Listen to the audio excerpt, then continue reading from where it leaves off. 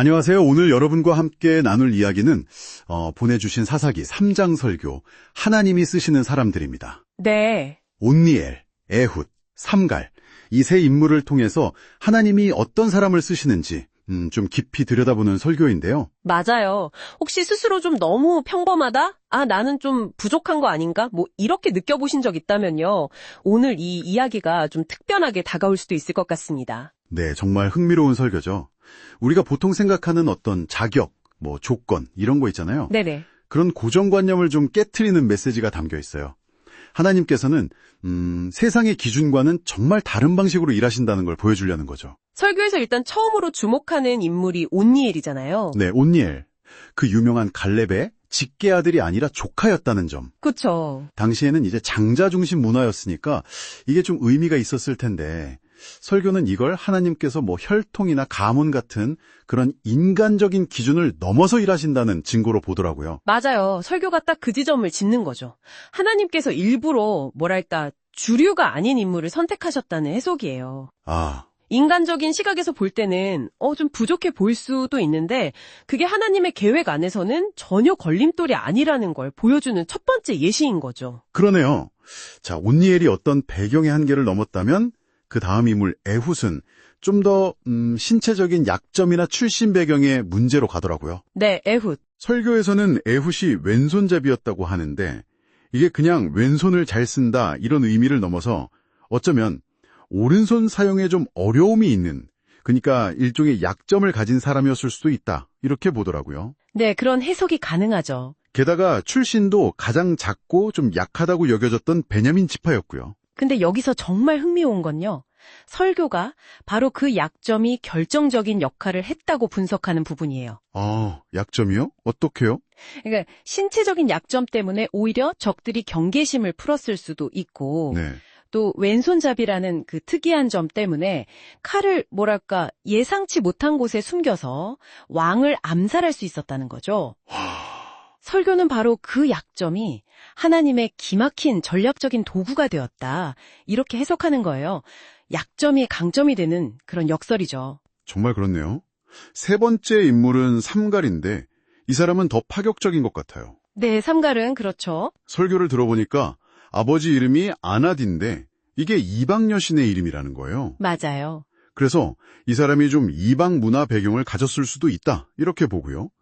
직업도 그냥 평범한 농부였고. 네, 농부였죠. 심지어 사용한 무기도 전문적인 게 아니라 소모는 막대기였다는 거잖아요. 정말 예상 밖의 인물이죠. 맞습니다.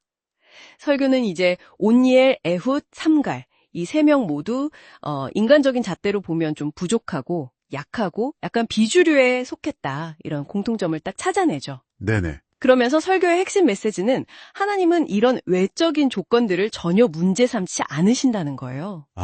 오히려 그들의 연여탁을 통해서 당신의 능력을 더 확실하게 드러내신다.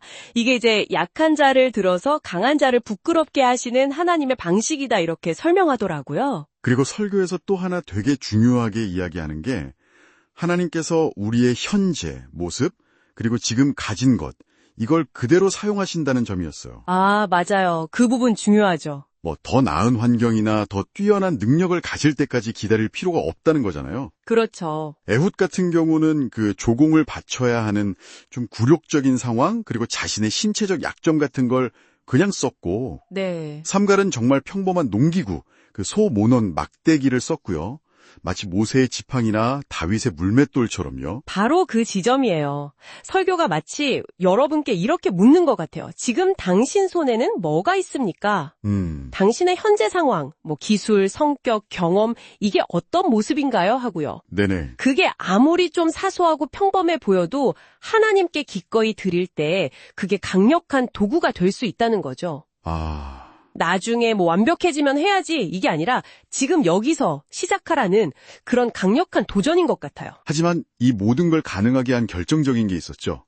설교에서 강조했던 부분인데. 네, 있죠. 여호와의 영이 임하셨으므로 사사기 3장 10절 말씀이요. 맞습니다. 결국 이 사사들의 개인적인 능력이나 조건이 중요한 게 아니라 하나님의 영, 성령께서 함께 하셨기 때문에 그들이 쓰임받을 수 있었다는 거죠. 정확합니다. 설교의 궁극적인 결론은 바로 그거예요. 인간의 어떤 노력이나 자격, 이게 아니라 전적으로 성령의 능력에 달려 있다는 것. 네. 우리가 아무리 좀 부족하고 연약해도 성령께서 힘을 주시면 하나님의 일을 감당할 수 있다는 거죠. 그렇죠. 그러니까 스스로 난 아직 준비가 안 됐어. 이렇게 기다리기보다 먼저 성령의 충만하심을 구하라는 메시지예요.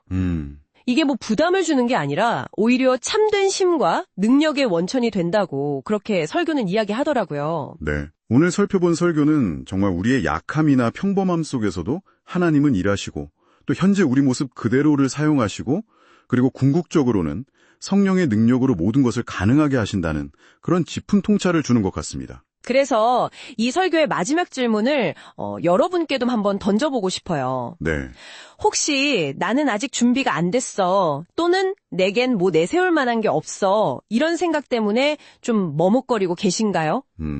설교에 따르면 바로 그 지점이 어쩌면 하나님께서 일하시기에 가장 좋은 출발점일 수 있다는 겁니다. 오늘 여러분의 그 현재 모습 그대로 또 여러분 손에 쥐인 그 작은 것으로 성령님을 의지하면서 내디딜 수 있는 아주 작은 순종은 무엇일지 한번 생각해 보시는 건 어떨까요?